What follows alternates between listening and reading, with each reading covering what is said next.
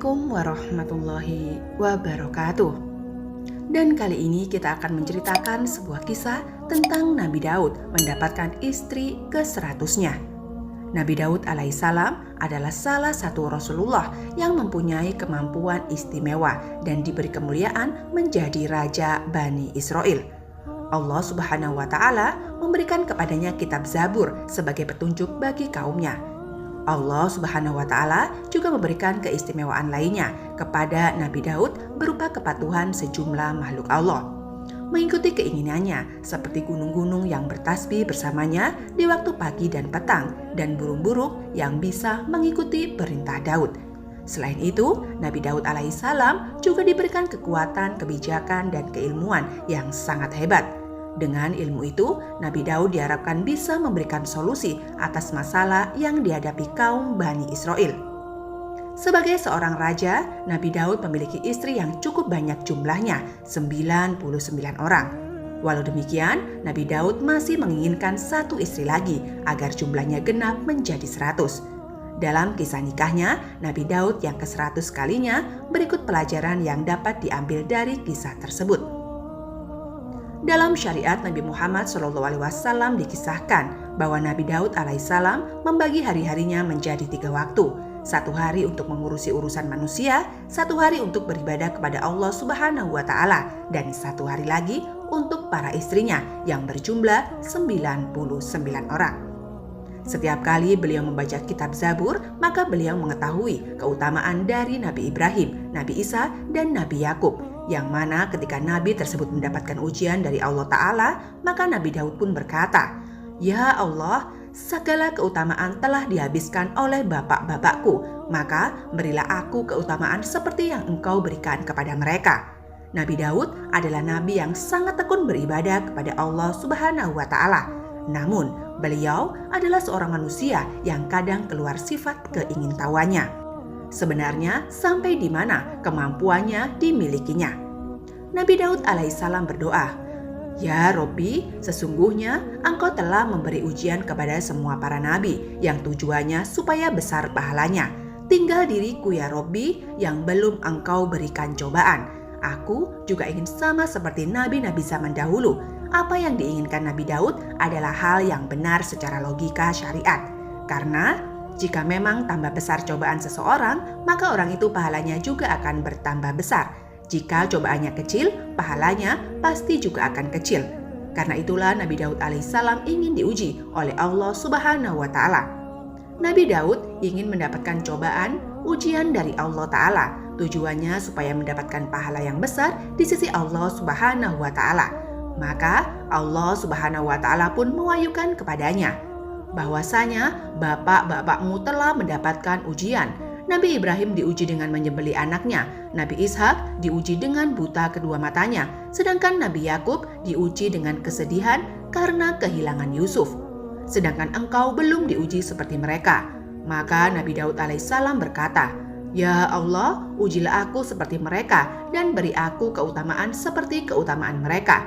Kemudian Allah Subhanahu wa Ta'ala memberikan wahyu kepada Nabi Daud, "Kalau memang permintaanmu seperti itu, maka tunggulah bahwasanya kamu pada hari ini, bulan ini, tahun ini kamu akan aku beri cobaan. Siapkanlah hatimu dengan sungguh-sungguh, jagalah imanmu, jangan sampai terlepas dariku." Nabi Daud pun sesudah itu bersiap-siap untuk menyambut hari yang sudah ditentukan oleh Allah Subhanahu wa Ta'ala. Maka datanglah iblis laknatullah dalam bentuk menyerupai seekor burung yang modelnya berbentuk seperti burung merpati. Bulu-bulunya terbuat dari emas, sayapnya dari intan permata, paruhnya terbuat dari zamrud hijau. Karena melihat burung seperti itu, otomatis Nabi Daud itu pun yakin bahwa burung ini tidak mungkin datang dari dunia biasa. Nabi Daud alaihissalam memiliki keyakinan bahwa burung itu datangnya dari surga. Setan yang menyamar menjadi burung merpati yang terbuat dari emas itu hinggap di kaki Nabi Daud saat beliau sedang sholat. Maka Nabi Daud mempunyai keinginan untuk memegang burung itu. Dikejarlah burung itu oleh Nabi Daud, bahkan hingga Nabi Daud keluar dari istananya menuju halaman istana untuk mengejar burung tersebut. Akhirnya, burung yang sangat indah itu pun bertengger di salah satu pohon yang berada di taman istana. Di taman tersebut ternyata ada seorang wanita yang sangat cantik jelita. Dengan kecantikan yang dimilikinya, seluruh wanita pada zaman itu tidak ada yang menandingi kecantikannya. Di taman tersebut, wanita itu sedang mandi. Saat Nabi Daud alaihissalam berada di dalam kebun, maka secara tidak sengaja Nabi Daud melihat wanita itu sedang mandi. Karena merasa dilihat oleh Nabi Daud, maka wanita itu malu dan menutupi seluruh tubuhnya dengan rambutnya yang sangat panjang. Rambut yang awalnya tertata rapi, kemudian diuraikan ke seluruh tubuhnya. Karena seluruh anggota tubuh itu tertutupi oleh rambut sehingga menjadikan Nabi Daud penasaran. Nah sobat, karena Nabi Daud terbuai oleh rasa penasaran, maka Nabi Daud tidak bisa tidur dengan nyenyak. Makan rasanya tidak enak, minum seperti tidak terasa segar di tenggorokan. Nabi Daud pun telah terjangkit penyakit kasmaran. Akhirnya Nabi Daud bertanya kepada para pengawalnya tentang wanita yang selalu mandi di kebun istana selama ini. Maka para pengawalnya pun menjawab bahwa wanita itu adalah istri dari prajuritnya sendiri yang bernama Uraiyah. Lalu Nabi Daud memanggil Uraiyah dan mengatakan bahwa Nabi Daud tertarik dan jatuh hati kepada istri Uraiyah. Beliau mengatakan, "Lepaskanlah tanggung jawabmu dari istrimu, biarkan aku yang mengurusnya." Merasa malu untuk menolak permintaan itu, lalu istrinya diceraikannya. Demikian itu di dalam syariat Nabi Daud diperbolehkan dan sudah merupakan adat kebiasaan umatnya tanpa merusak kehormatan diri pada zaman itu. Seseorang dapat meminta kepada temannya agar dia meninggalkan dan memisahkan istrinya untuk dikawinkannya jika orang itu mencintainya.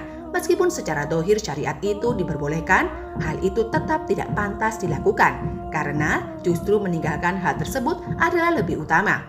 Oleh karenanya Allah Subhanahu wa Ta'ala pun mencerca Nabi Daud karena meminta istri Uraiyah. Namun Nabi Daud meminta istri Uraiyah itu karena ada rahasia yang diketahui oleh Allah Subhanahu wa Ta'ala, yaitu setelah Nabi Daud mengawini istri Uraiyah, Allah Subhanahu wa Ta'ala pun mengaruniainya anak yang kelak akan menjadi nabi, yakni Nabi Sulaiman. Menurut versi lain tentang proses Nabi Daud mendapatkan istri ke-100 tersebut dikisahkan, Nabi Daud tak sengaja melihat istrinya sedang mandi. Uraiyah saat itu sedang bertugas keluar daerah dalam suatu peperangan lamanya 3 bulan. Pada saat itu, Uraiyah pun belum kembali juga dari medan pertempuran. Setelah beberapa waktu lamanya, akhirnya prajurit yang sudah melakukan peperangan itu pun kembali ke kerajaan. Kemudian Nabi Daud pun mengirimkan pesan kepada pemimpin prajurit yang bernama Uraiyah bin Hanah yang menjadi komandan peperangan. Isi pesan itu adalah, "Aku perintahkan kamu untuk maju dengan membawa bendera kebanggaan kerajaan." Adapun Nabi Daud mempunyai keyakinan setiap prajurit yang berada di garis depan dengan membawa bendera kerajaan pasti kemungkinan besar akan mati. Sebagai prajurit, maka Uraiyah, suami dari wanita cantik jelita tadi, maju dengan gagah berani dalam medan pertempuran dengan membawa bendera kerajaan.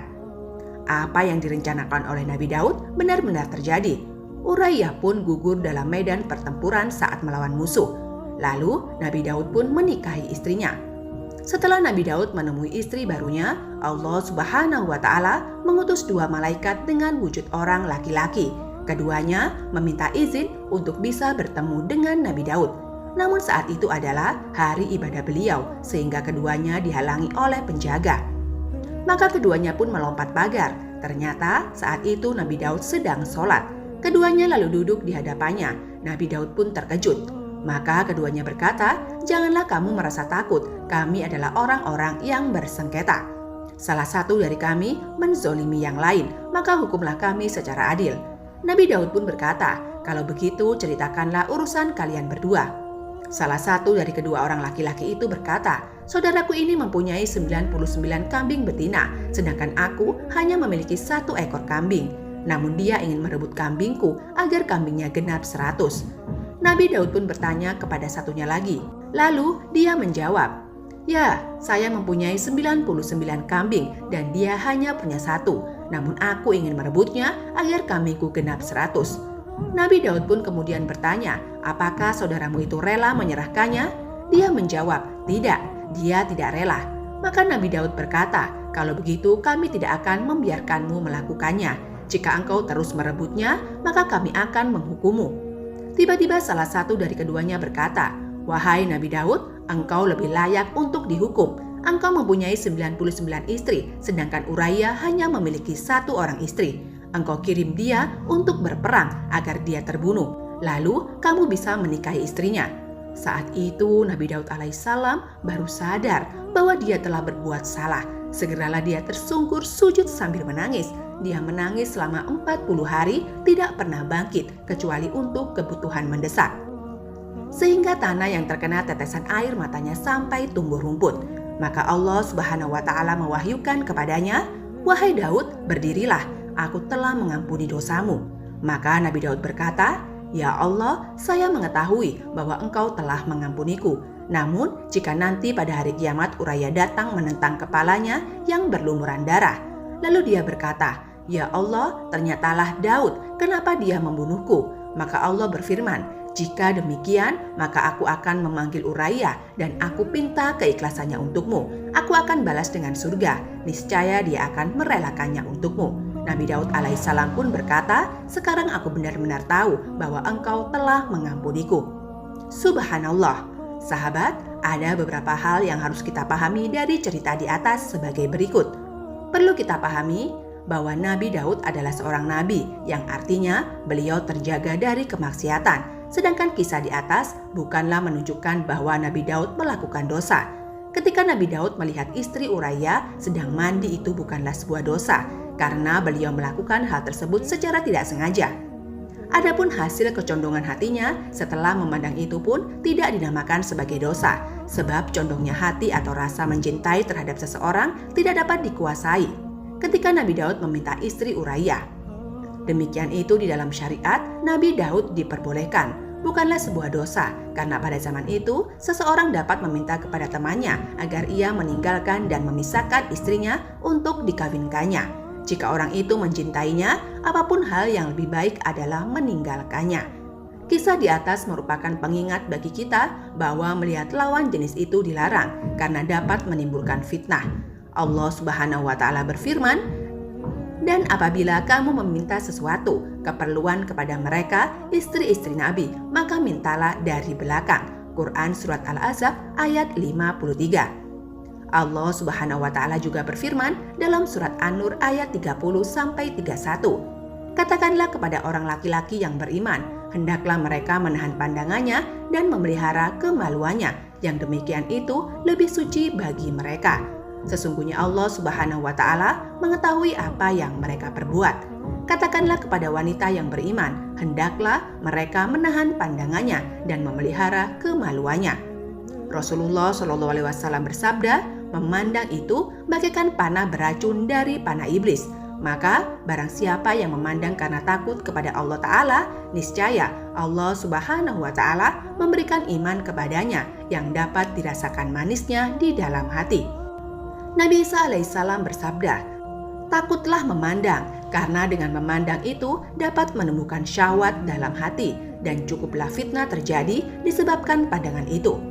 Imam Mujahid mengatakan, apabila seseorang perempuan menghadap ke muka, maka iblis duduk di bagian kepalanya. Lalu iblis memperindah diri perempuan itu yang diperuntukkan bagi orang yang memperlihatkannya. Kalau seorang perempuan berbalik menghadap ke belakang, maka iblis duduk di pantatnya.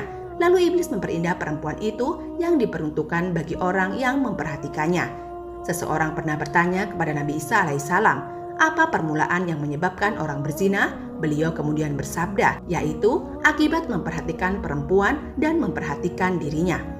Imam Al-Faudal mengatakan, iblis berkata bahwa pandangan yang dilepaskan pada suatu perkara yang tidak halal itu adalah merupakan panahku yang sudah tua dan busurku yang tak pernah luput jika aku pergunakan. Demikianlah pembahasan kali ini. Apabila banyak salah, mohon maaf yang sebesar-besarnya. Terima kasih sudah menonton video ini sampai akhir dan jangan lupa untuk tonton video-video lainnya dari channel ini. Terima kasih. Wabillahi taufik wal hidayah. Wassalamualaikum warahmatullahi wabarakatuh.